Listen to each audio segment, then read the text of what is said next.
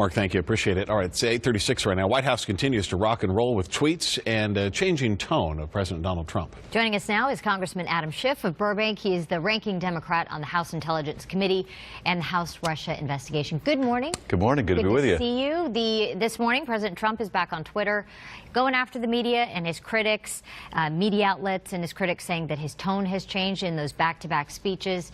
He also went after Senate Majority Leader Mitch McConnell and former Intelligence Chief James Clapper. So what do you think of the president's tone shifting, being different from one day to the next? Well, of course, the deep irony is this is a president who always attacked Barack Obama for relying on the prompter. And the only speeches that this president gives that are thoughtful and rational are when he's just reading from the prompter. But yes, we saw kind of a Dr. Jekyll, Mr. Hyde this week with that campaign rally, which was quite deliberately divisive on the president's part, as if he was standing on the divide in the country and just pushing it wider and wider. A very angry, belligerent speech, and then the speech to the Legion that he read very slowly and methodically from the teleprompter was like a completely different person. The Twitter stuff isn't new. I've been the victim myself of one of his attacks on Twitter. He watches TV, he gets upset about something, and somehow the adults at the White House have not been able to take that phone away from him, and he just taps out whatever he thinks at the moment, and you know, it's, I think, no way to run a presidency. Another issue, of course, President Trump's tone about white supremacists, the deadly Charlottesville protests. Do you believe in your heart of hearts that he's racist and was supporting white supremacists, or does he legitimately believe people who are in favor of the statues and so forth staying have a point, just wants them heard? I think we've seen a pattern with him where he simply cannot disassociate himself or criticize people who are clearly, unequivocally bigots. If they're supporting him, he's not about to criticize them. And we saw this during the campaign where he couldn't bring himself to criticize David Duke, sort of claimed not to really know what he was about, the former head of the Ku Klux Klan.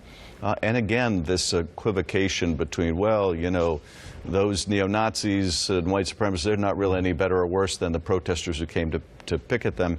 That's deplorable, but clearly it's a indication that he just can't separate himself from people who are supporting him, no matter how repugnant their ideology may be. I do think, though, that speech in Arizona and the talk about pardoning Arpaio, you know, in the context of all this, is the president really and deliberately tapping into these racial divisions? He obviously thinks it's somehow to his political benefit, but he's, I think, really tearing at the fabric of the country when he does that. We also want to get your take on an exclusive report by CNN, still unconfirmed. It's regarding the Russia investigation. It says that congressional investigators, they've uncovered this email from a top Trump aide, Rick Dearborn, that there was an effort to arrange a meeting last year between Trump campaign officials and Russian President Vladimir Putin. What more can you tell us about that report? Well, I can't go into particulars about that, since that's an allegation that concerns emails that have been uncovered in the investigation.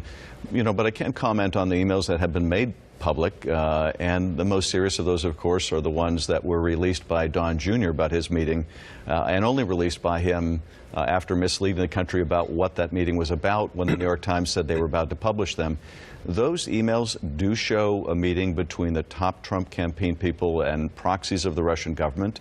So if there is additional evidence about additional Russian requests for meetings that are being communicated to the campaign, it's very consistent with the emails we've already seen in the public.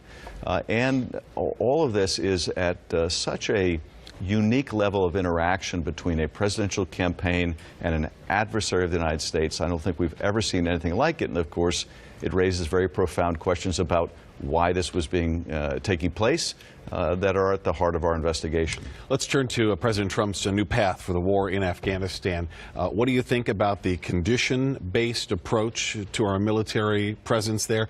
And our country's always kind of danced around Pakistan. Now we've got this approach, you know, calling them out for supporting terrorists, providing sanctuary for terrorists. What do you think of both of those issues?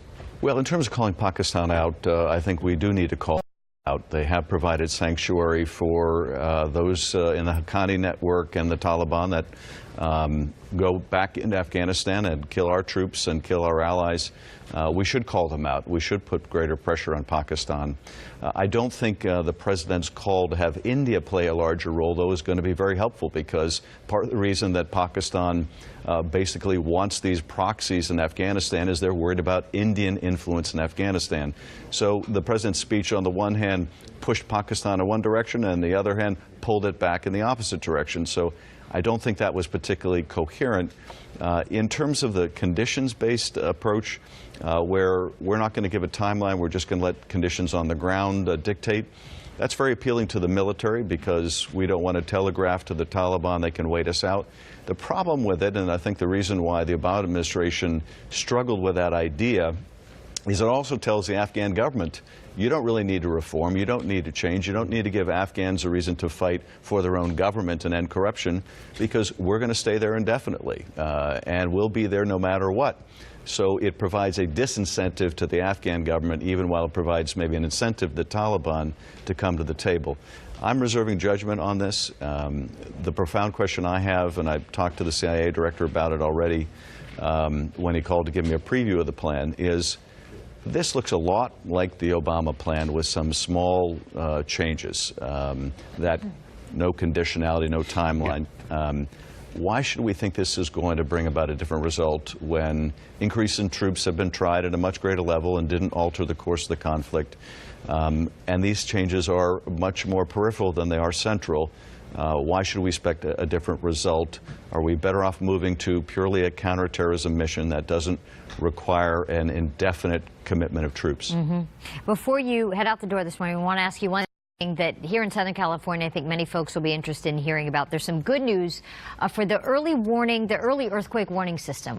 What can you tell us about that? Well, U.S. Geological Survey has released another $4 to $5 million to build out the system. Mm-hmm. We've had a very substantial investment already, and we have a bipartisan commitment again in Congress. The Trump administration had defunded it in their budget, but on a bipartisan basis, we put about almost $10 million new dollars in it, and we have this new release of USGS funds. Is that everything we need? Is it going to happen now? Full and complete? You know, it's going to happen. It's not everything we need, though. It seems crazy that we're begging for, I mean, we are Southern California. Millions of dollars come through the port every day, well, and we're piecemealing this. It will save lives and save property if people can get that advance notice. Well, thanks for fighting for it. We would like that 1 minute notice when it happens. Thank you, Congressman. We'll make sure you get it. All right, Congressman Adam Schiff.